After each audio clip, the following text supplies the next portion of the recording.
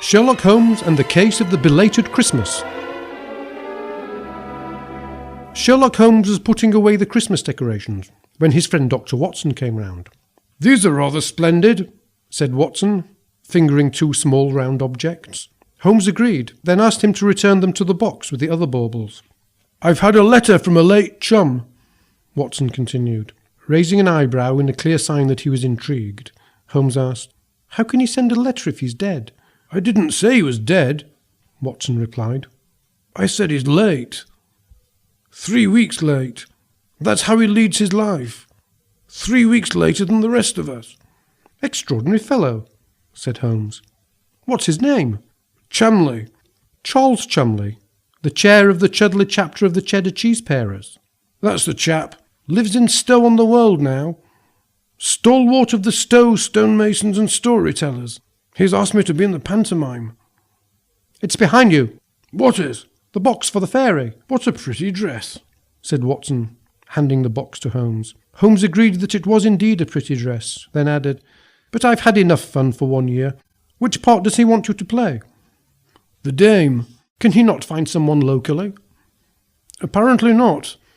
Seems there is nothing like a dame. Nothing in the world." "So it's a musical. I didn't know you could sing, Watson." "Goodness, yes. Used to sing to the troops before they went up the Khyber." "What about when they came back?" "They didn't." "Stow-on-the-Wold, you say?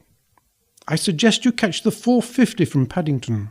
Change at St Mary Mead. I predict there'll be someone in a pony and trap waiting at Stow Station, and if my prediction is correct, he'll be a surly fellow with bushy eyebrows and thick side whiskers. Ask to be taken to Chumley's. You'll be there in time for dinner." Watson took Holmes's advice. When he arrived at his destination, it was white over. The locals had an expression for it. They called it snow on the wold.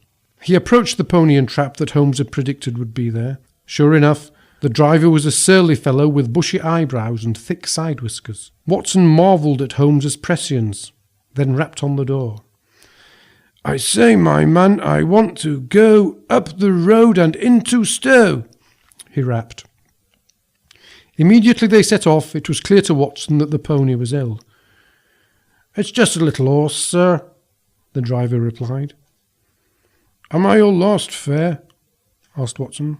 "Last, sir? You'll be that all right. Last for some time by the looks of the weather, or you reckon it'll be a while before anything gets in or out of Stow?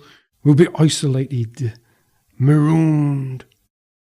When they reached Chumley's, Watson was about to pay when the driver tore off his eyebrows and his side whiskers to reveal himself as Holmes. But why the disguise? By way of explanation, Holmes produced a cutting from the previous day's Times, which he invited Watson to read. "For one night only, Stow Opera and Drama Society present Dick Whittington, performed by a select cast before a select audience. Sounds like Radio Sheffield Live. But there was no need to go to all this trouble, Holmes. You could have simply asked me for a ticket. I'm not here to snigger at double entendres, or watch some dick with his favourite pussy. Don't you see, Watson? Some of the world's finest minds will be gathered in the same place at the same time. You'll be there too. If some evildoer were to take it into his, or her, head to do away with them before the end, we'd never reach the finale." "Exactly. And all the rehearsing would be for nothing. It sounds even more like Radio Sheffield Live. Even more importantly, think of the loss to the worlds of science, of literature, of art."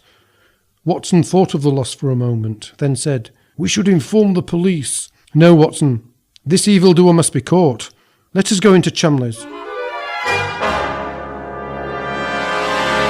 Once inside, they found the largest gathering of eminent Victorians ever assembled. Holmes decided to address them, even though he'd missed the last post. "You think you are here for a pantomime," he began, "but I have to tell you that you are not." "Oh, yes, we are," they chorused. "No, you're not," Holmes insisted. "Oh, yes, we are." It was the worst case of repetitive refrain syndrome that he'd ever heard. He turned to Charles Dickens. "I deduced from the ink spots about your person that you wrote the script." "They are not ink spots, Mr. Holmes." "Then I deduced that you are in need of a powerful anti-acne cream." But I'm right about your having written the script. You are. Is there any point at which the entire cast is on stage at the same time? There is. In the final scene, they are gathered round the dining table when someone, wearing a gorilla suit, enters carrying the traditional flaming Christmas dessert. I call it pudding on the Ritz. Mr. Darwin was eager to play the gorilla. He told Monsieur Proust that it reminded him of times past. This could be a two-pipe problem, said Holmes. The good news is, I brought 2 pipes with me. The bad news is, they're both down pipes. Nevertheless, I expect them to be a great comfort while I search for the solution to this matter. Meanwhile, I suggest you continue with rehearsals. Watson showed an unexpected gift for dressing as a woman. Miss Twining provided the tea, Monsieur Pasteur the milk, and Mr. Tate and Mr. Lyle the sugar. Mr. Edison did the lighting, and Mr. Kipling kept them amused with one of his exceedingly good stories. The costumes were provided by Mr. Marks and Mr. Spencer, who were only too happy to exchange anything that didn't fit properly, provided a receipt could be produced, which was the case with the small French artist. "Too loose, Lautrec?" asked Mr. Spencer. Monsieur Lautrec said that it was, and apologised for having lost his receipt, but offered a poster advertising Marks and Spencer's stall in Cheapside. "Capital," said Mr. Marks, borrowing an expression from his cousin Carl. When the show began, after a short delay, Holmes found to his surprise that he was sitting beside Charles Darwin. "I thought," said Holmes, "that you were to play the gorilla." "Unfortunately," said Darwin, "the part requires a degree of physical exertion for which I am not fitted. Therefore auditions were held to find the fittest person for the part. He had difficulty getting here, which is why Curtain Up was delayed, because we had to await the arrival of the fittest," said Holmes. "Who exactly will be playing the gorilla?"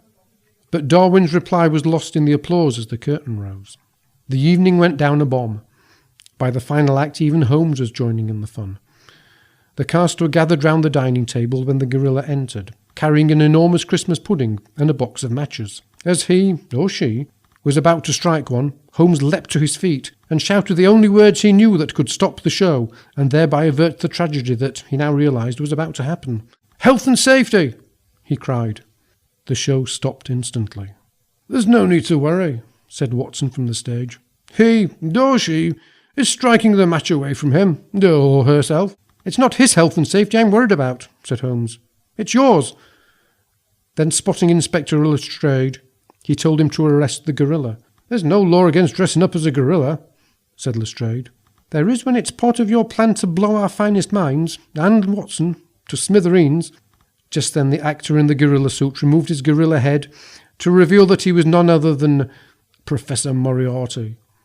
He threw his head at Holmes, then fled. A moment later came a terrible scream from outside, as he fell into the hole that Inspector Lestrade had been looking into. "Tell me, Holmes," said Watson, as they tucked into their turkey the following day, "what made you suspect the gorilla?" "Well," said Holmes, "it was partly the distinctive whiff of Peruvian cheroots at the stage door, and partly the traces of red clay normally found only along the upper reaches of the Limpopo that I observed on his shoes. But mainly it was this receipt that I spotted in the box office." And here he produced the receipt. It reads, "Received with thanks from the Nobel Mining and Dynamite Company."